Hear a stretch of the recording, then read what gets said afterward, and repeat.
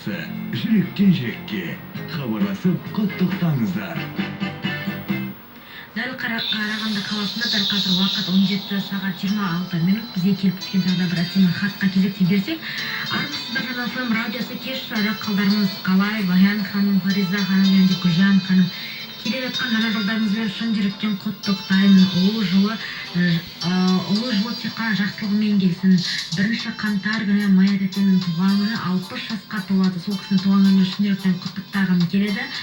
Деніне саулық, қажымас қайраттылың әрқашан жүзінен күлкі кетпесін. Бақытты болыңыз әрдайым. Алла Тағала сізге ұзақ ғұмыр берсін.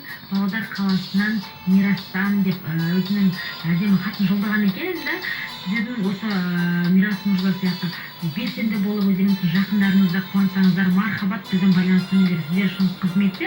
Ал дәл қазір 60 жаста туған күн иесі Мая ханымның құрметіне әдемі әуезді ән қабыл алыңыз.